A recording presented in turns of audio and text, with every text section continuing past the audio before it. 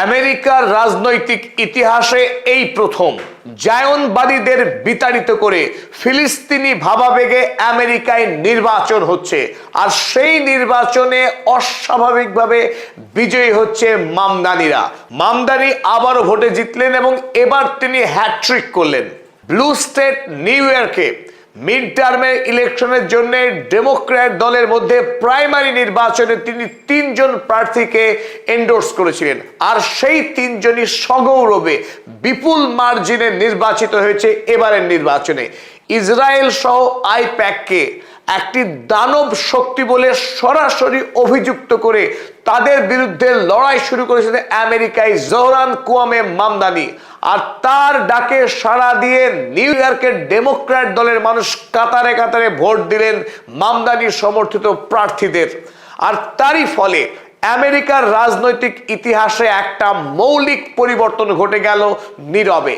এতদিন যেখানে আমেরিকায় জায়নবাদীরাই আমেরিকার ভোট রাজনীতিকে নিয়ন্ত্রণ করে এসেছে, আর সেখানে প্রথমবারের মতো মুসলিম ভাবাবেগকে সামনে রেখে ফিলিস্তিনি জনতাদের উপরে যে নির্মম অত্যাচার চালাচ্ছে ইসরায়েল, সেই অত্যাচারকে নৈতিক দিক থেকে মার্কিনীরা যে সমর্থন করতে পারে না, সেই দাবি তোলেন জোহরান মামদানি।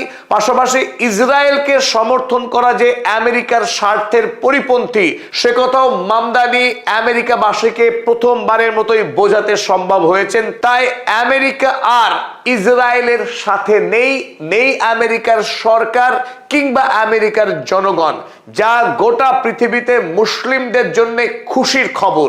একজন 34 বছর বয়সী নিউ ইয়র্কের মুসলিম মেয়র, তিনি ইতিপূর্বেই সমাজতান্ত্রিক ভাবাদর্শকে মার্কিনী পুঁজিবাদী সমাজে প্রবেশ করিয়েছিলেন, আর এবার সমগ্র আমেরিকাতে তার এই সমাজতান্ত্রিক ভাবনাকে সামনে রেখে, সাধারণ মানুষের অধিকারকে সামনে রেখে তিনি আমেরিকায় ভোটের ময়দানে লড়ছেন। আর তার ডাকে সাড়া দিয়ে আমেরিকায় নতুন রাজনৈতিক প্লাবন শুরু হয়েছে, যে প্লাবনের সামনে খড় কুটোর মতো ভেসে যাচ্ছেন ডোনাল্ড ট্রাম্প কিংবা মাইক জনসনরা, যারা এতদিন ইসরায়েলের কাছ থেকে বিপুল পরিমাণে টাকা নিয়ে আমেরিকার স্বার্থের বিরুদ্ধেই কাজ করছিল। ডোনাল্ড ট্রাম্প আজ বড়ই ব্যথিত, কারণ জোহরান মামদানির বিজয়ের খবর আমেরিকার সকল মিডিয়া হাউস যেভাবে ফলাও করে ছেপেছে এবং প্রচার করেছে, সেখানে ডোনাল্ড ট্রাম্পের সমর্থিত প্রার্থীরা যে বিজয়ী হয়েছেন সে বিষয়ে কোনো কাগজ একটি খবর পর্যন্ত ছাপেনি। স্বাভাবিকভাবেই ডোনাল্ড ট্রাম্প তিনি আমেরিকার মিডিয়া হাউসকে বলেন ফেক নিউজ। এই ফেক নিউজদের প্রতি বেজায় রুষ্ট ডোনাল্ড ট্রাম্প। ওদিকে কংগ্রেসের স্পিকার মাইক জনসন, যিনি ইসরায়েলি টাকায় ভোটে লড়ে জিতেছিলেন, সেই মাইক জনসন জোহরান মামদানির প্রতি দারুণভাবে ক্ষুব্ধ হয়েছেন এবং আগামী দিনের মার্কিন রাজনীতিতে এই জোহরান কুয়ামে মামদানি যে একটা বড় বিপদ হতে যাচ্ছেন, আর এই বিপদের বিরুদ্ধে সমস্ত মার্কিন নাগরিককে ঐক্যবদ্ধভাবে লড়াই করার ডাক দিয়েছেন আমেরিকার কংগ্রেসের স্পিকার মাইক জনসন। মাইক জনসনরা মামদানিকে কেন ভয় করছেন তার একটাই কারণ, এতদিন ধরে আমেরিকাতে এই প্যাক এতই শক্তিশালী ছিল এবং তাদের কারণেই আমেরিকাতে যে সমস্ত রাজনৈতিক নেতা ইসরায়েলের হয়ে কথা বলেছে, ইসরায়েলের স্বার্থে কাজ করেছে, তারা চোখ বন্ধ করে সমস্ত নির্বাচনে জয়ী হয়েছে, কারণ ইসরায়েল তাদের জয়কে সুনিশ্চিত করে আসছিল। আর জোহরান মামদানির মার্কিন রাজনীতিতে আগমন হবার পর গোটা মার্কিনীদের চোখ খুলে দিয়েছেন এতদিন ধরে আমেরিকা মধ্যপ্রাচ্যে কি বর্বর অন্যায় করে এসছে মুসলিম জাতির ওপর, এবং সেই অন্যায় ইতিহাসকে পেছনে ফেলে মার্কিন জাতিকে সামনে এগিয়ে যাওয়ার আহ্বান করেছেন জোহরান কুয়ামে মামদানি। আর জোহরান ম্যাজিকেই বর্তমানে মার্কিন রাজনীতির ফান্ডামেন্টাল মৌলিক পরিবর্তন ঘটে গেছে, আর আমেরিকার পরিবর্তনের সাথে সাথেই গোটা বিশ্বে মুসলিম জাতির ভাগ্যেরও একটি বড়সড় পরিবর্তন ঘটতে চলেছে। আমেরিকার সাধারণ মানুষ এই মুহূর্তে ইসরায়েলের সাথে কোনোভাবেই আর থাকতে রাজি নয়।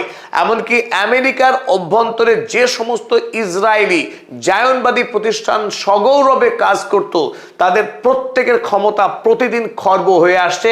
কারণ মার্কিন ভোটাররা আর সেই সমস্ত রাজনৈতিক নেতাদের ভোট দিতে চাইছে না যারা ইসরায়েলি টাকায় আমেরিকায় রাজনীতি করে, ইসরায়েলের টাকায় আমেরিকায় ভোটে লড়ে ভোটে জিতে ইসরায়েলের স্বার্থে কাজ করে। অতএব ইসরায়েল ফার্স্ট পলিসি আমেরিকায় এই মুহূর্তে অচল পয়সা।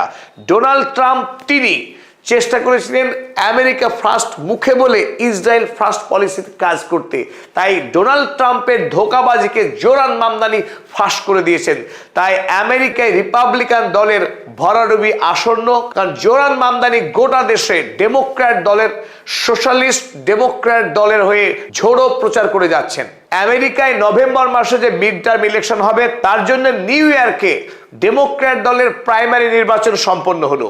আর নিউ ইয়র্ক যেহেতু ব্লু স্টেট, অর্থাৎ ডেমোক্র্যাট দলেরই দখলে থাকে এই রাজ্য বিগত 40 বছরের অধিক সময় ধরে, তাই ডেমোক্র্যাট দলের প্রাইমারি নির্বাচনে যে সদস্য বা যে ক্যান্ডিডেট বিজয়ী হবেন, নিশ্চিতভাবে তিনি আগামী দিনের কংগ্রেসম্যান, আগামী দিনের এমপি। তাই ডেমোক্র্যাট দলের প্রাইমারি নির্বাচনে জয়ী হওয়াটা অত্যন্ত তাৎপর্যপূর্ণ। নিউ ইয়র্ক স্টেটের ডেমোক্র্যাট দলের 3 জন প্রার্থীকে জোরান মামদানি সরাসরি সমর্থন করেছিলেন, তাদের হয়ে ভোট প্রচার করেছিলেন।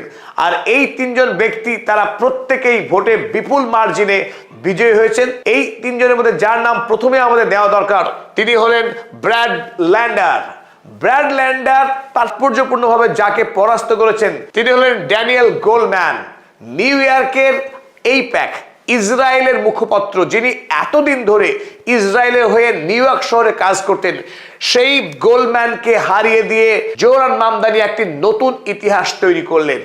আর এই ব্র্যাড ল্যান্ডার অর্থাৎ জোরান মামদানি সমর্থিত প্রার্থী, তিনি 55,060টি ভোট পেয়ে গেলেন।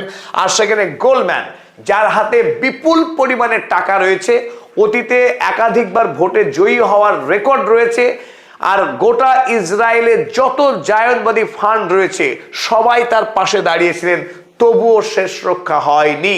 জোরান মামদানি জয়ী হলেন ব্র্যাড ল্যান্ডার। সেখানে গোলম্যান ভোট পেয়েছেন মাত্র 28,445। সগৌরবে বিজয়ী হলেন মামদানি। অপরদিকে নিউ ইয়র্কের 7 নম্বর কংগ্রেশনাল ডিস্ট্রিক্ট থেকে বিজয়ী হয়েছেন ভ্যালডেজ। এই ভ্যালডেজ জোরান মামদানির আদর্শে অনুপ্রাণিত, তিনিও সোশ্যালিস্ট এবং তিনিও আমেরিকায় ফিলিস্তিনি জনতা হয়ে লড়াই করে আসছিলেন। তাই ভ্যালডেজের বিজয় অত্যন্ত তাৎপর্যপূর্ণ। তিনি পরাস্ত করলেন রেইনোসোকে এবং ব্যাপক ভোটের মার্জিনে। সবচেয়ে বড় খবর, নিউ ইয়র্কের 13 নম্বর কংগ্রেশনাল ডিস্ট্রিক্ট থেকে বিজয়ী হলেন অ্যাভিলা শাভেলিয়ার। অত্যন্ত অল্প বয়সী অ্যাভিলা শাভেলিয়ার, যিনি নিউ ইয়র্ক বিশ্ববিদ্যালয়ের ডক্টরাল স্টুডেন্ট, তিনি জোরান মামদানির আদর্শে অনুপ্রাণিত হয়ে রাজনীতিতে এসেছেন এবং আর এই তরুণ রাজনীতিকে সমর্থনে নেমেছিলেন জোরান মামদানি। মামদানি তার হয়ে ভোটে প্রচার করেছেন এবং তিনিও ব্যাপক মার্জিনে ভোটে জিতেছেন। 2023 সালে কাউন্টার টেরোরিজম নিয়ে পড়াশোনা করতে গিয়ে অ্যাভিলা শাভেলিয়ার, যিনি ধর্মীয় পরিচয়ে এতদিন ছিলেন ক্যাথলিক, 2023 সালে তার ধর্ম বদলে তিনি ইসলাম গ্রহণ করেন এবং এবার ভোটের প্রচারে যেটা আলোড়ন ফেলেছে আমেরিকার রাজনীতিতে, এই অ্যাভিলা ভোটের প্রচারে ইনশাল্লাহ বা আলহামদুলিল্লাহর মতো শব্দ তিনি ব্যবহার করেছেন অবলীলাক্রমে।